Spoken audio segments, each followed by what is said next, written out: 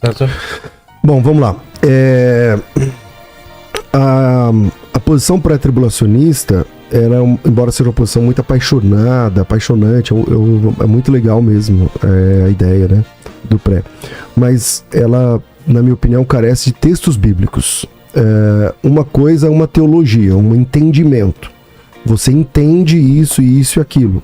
E outra coisa é o texto bíblico, que a Bíblia mesmo diz. Por exemplo, o Shammai fez aí você vê que já pegou, né? Shammai, né? Shammai. Você sabia que a assinatura dele é Shammai? É? Com X ou com CH? Com SH. SH. Aí, mas ele falou que nos 3 primeiros capítulos do Apocalipse aparece a palavra igreja, depois só aparece no capítulo... Não aparece, mas a igreja aparece, na verdade, no 19. Então, mas aparece o nome igreja? Não.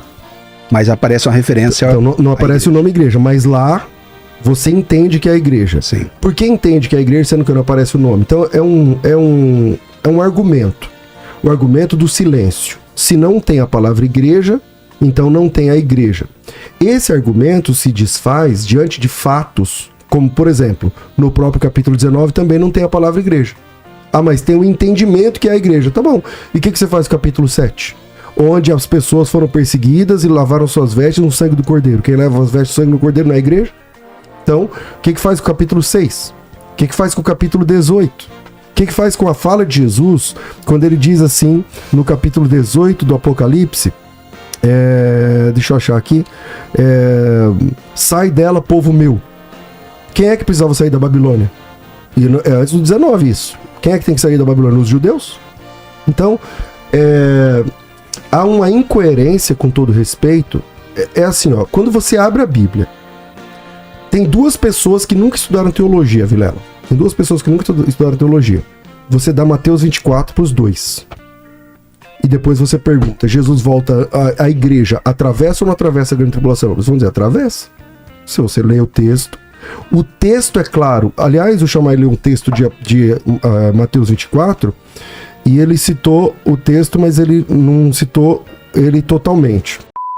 Ei, você aí! Se inscreva no canal e dá um like. Sua contribuição me leva a fazer conteúdos cada vez melhores. Assim que atingirmos a meta, começarei a fazer os vídeos com a minha voz e posteriormente aparecendo. Dá uma conferida na descrição, lá tem sempre coisa boa. Porque ele fala o seguinte, se aqueles dias não fossem, deixa eu achar aqui, abreviados, eu sou péssimo de lembrar o texto assim, versículo 22, ele leu aqui, ele citou esse texto aqui, ó. Qual que é o texto? 24, 22. De Mateus. Mateus 24, vou ler o versículo 21 e 22. Tá. Porque nesse tempo haverá grande tribulação, palavras de Jesus. Como desde o princípio do mundo até agora não tem havido e nem jamais haverá. Isso aí o Shammai falou, é verdade. Se não tivessem sido abreviados aqueles dias, ninguém seria salvo. Aí ele parou aí, mas o texto não para aí, é uma vírgula. Mas por causa dos escolhidos, tais dias serão abreviados. Então, na fala de Jesus Cristo, os escolhidos estão aí, atravessando a grande tribulação. Mas o pré-tribulacionismo, eles vão dizer assim, não, então peraí, não tem como negar que escolhidos estão na grande tribulação, porque Jesus Cristo disse. Aí, a outra saída é, vamos colocar esse nome escolhidos em cima de outro grupo, não a igreja. Ah, tá. Só que na Bíblia, o termo escolhidos, vez após vez, é para a igreja. É que tem gente que entende como judeus, né? O povo escolhido. Então, mas vamos lá. Não é? Sim. Tem essa interpretação também. Então vamos lá. A palavra escolhidos é a palavra grega eclectos. Veja, eclectos é escolhidos.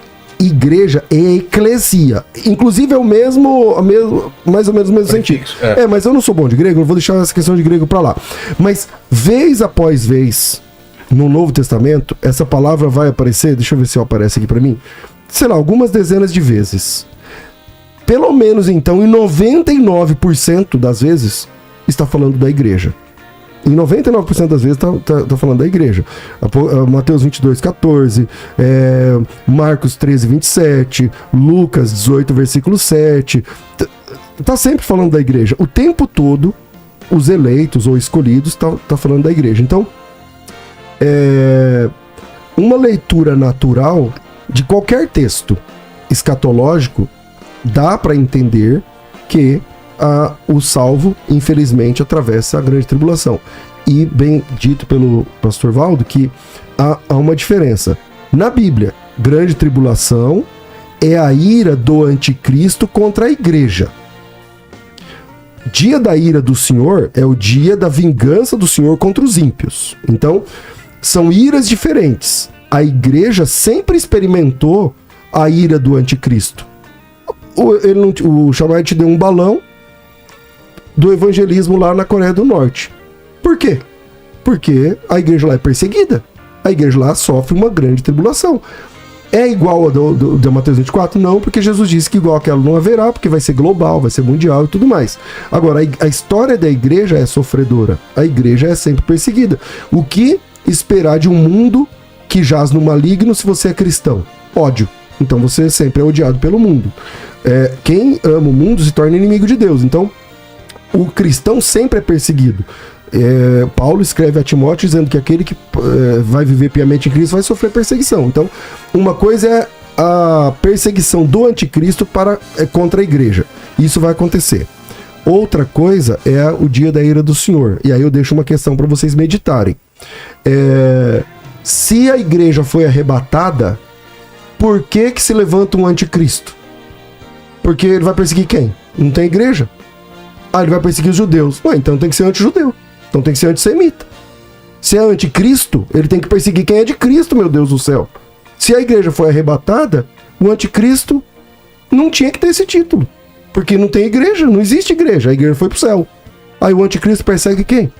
Aí a Bíblia responde quem ele persegue. Aqueles que lavaram suas vestiduras no sangue do Cordeiro. E quem lava a vestidura no sangue do Cordeiro é nosso irmão. Ou seja, é a igreja. Então é irrelevante se o nome, a igreja, aparece ou não. Em uma das cartas de Pedro também não aparece a palavra igreja. Por causa disso, não é igreja, não tem igreja. No Apocalipse 19, onde o João falou, não, aí volta a igreja. Também não aparece a palavra igreja. Então, numa leitura simples do texto, deixando que o texto fale, acho que fica claro que, infelizmente, essa perseguição que nós já sofremos, o Brasil, por exemplo, já tem perseguição religiosa. Ela vai se agravando, se avolumando, até que se torne uma coisa global. E se aqueles dias não fossem abreviados, ninguém seria salvo. Palavras de Jesus, na leitura, no texto que o Gilberto citou, mas por causa dos escolhidos, então é que aqueles dias serão abreviados. 2 Tessalonicenses, capítulo 2, de fato, eu entendo que é a grande... como é aquele termo que eu utilizo? É uma criptonita, né? A criptonita pré-tribulacionista. Tá bom. Em relação ao arrebatamento pré- ou pós-tribulacional. O que Paulo vai dizer em 2 Tessalonicenses capítulo 2? Tá? Esse texto é fantástico. Tá? Ele vai explicar para os irmãos a sucessão dos eventos, como é que essas coisas vão acontecer. Só que tem aqui um detalhe. 2 Tessalonicenses, ou a segunda carta de Paulo aos Tessalonicenses, ela é uma continuação da primeira. Justamente a primeira carta de Paulo aos Tessalonicenses, na verdade, 1 e 2 Tessalonicenses é chamado de Apocalipse de Paulo, né? Que é quando Paulo mais fala desses eventos futuros, escatológicos. Então, assim, quando você olha para o texto de 2 Tessalonicenses, você tem que lembrar do primeiro. O que Paulo ensinou aos Tessalonicenses na sua primeira carta? Ele ensinou um arrebatamento, ele ensinou a ressurreição, ele ensinou a igreja livre da ira. Então você não pode ir para 2 Tessalonicenses sem olhar a primeira, porque é uma resposta a uma situação que aconteceu na igreja de Tessalônica, que ele tem que voltar na primeira carta e escrever. Então ele, por exemplo, no capítulo 2, quando ele começa falando para os irmãos, ele diz assim: irmãos, a respeito da vinda do Senhor Jesus e a nossa reunião com ele está falando do arrebatamento da igreja. Não vos demovais da vossa mente com facilidade, nem vos perturbeis, quer por espírito, quer por palavras, quer por epístolas. Ou seja, ele está dizendo o seguinte: olha, vocês precisam lembrar do que eu já escrevi para vocês. Na primeira carta eu já não falei do arrebatamento? Na primeira carta eu já não falei que Deus não nos destinou para a ira? Então fiquem firmes nisso. Não vos demovais. Em relação ao arrebatamento, né, eu estou traduzindo o que Paulo disse aqui, e claro, visão pré, tá? A respeito da vinda do Senhor, a nossa reunião com Ele, que é o arrebatamento, não mudem a ideia. Seja por um profeta aí no meio de vocês, seja por uma carta em nosso nome, não mudem essa tradição que vocês já foram ensinados. Inclusive no final do capítulo 2 ele vai falar justamente para eles guardarem essa tradição que já era ensinada por Paulo em outras cartas. Aí ele vai dizer, por que vocês não precisam ficar preocupados com isso? Capítulo de número 3. Ninguém de modo algum vos engane, porque isto não acontecerá sem que primeiro venha a apostasia e seja revelado o homem da iniquidade, o filho da perdição, o qual se levanta contra tudo que se chama Deus ou é objeto de culto, e a ponto de assentar-se no santuário de Deus para ostentar-se como se fosse o próprio Deus. Não vos recordais de que ainda convosco costumava vos dizer essas coisas? Então Paulo está falando o seguinte, olha, eu já falei isso para vocês, eu expliquei, eu já mandei uma carta falando do arrebatamento, falando do livramento da ira. Quando eu estive com vocês, eu ensinei essas coisas. Então, assim, não fiquem preocupados com a grande tribulação. Porque a grande tribulação não acontecerá antes que aconteça algo. E aqui que está o grande, a grande cereja do bolo, né? O apóstolo Paulo, no capítulo 3 de 2 Tessalonicenses, ele vai ensinar o arrebatamento da igreja. Com a palavra apostasia aqui. Como é, amigo? Eu não entendi esse final. Quer dizer, não entendi foi nada. Versículo 3. Versículo 3. Ele vai dizer o seguinte, olha. Porque isso não acontecerá sem que venha o arrebatamento. Em outras palavras, não venha a partida da igreja. Porque a palavra apostasia, Vilela, aqui, ela significa ipsilíteres, partida.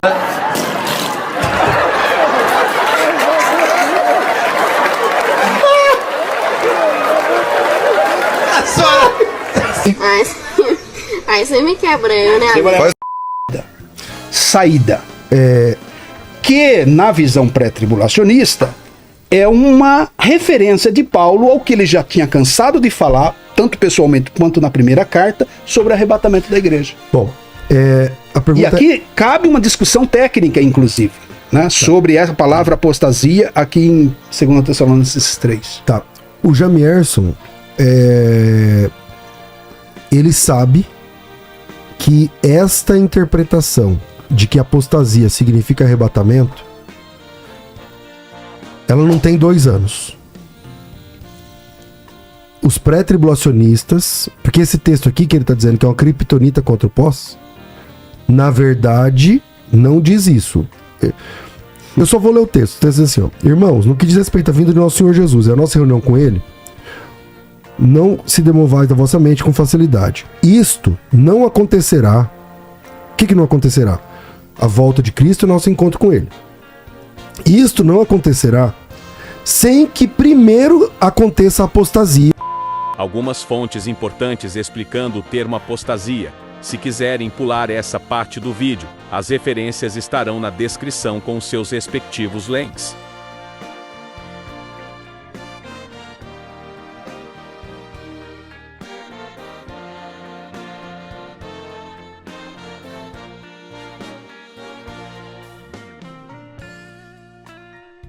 E seja revelado o homem da iniquidade. Então o texto falando, somente o texto lido, ele está dizendo que primeiro acontece a apostasia, depois se levanta o anticristo, e só depois acontece o arrebatamento. É o que o texto diz.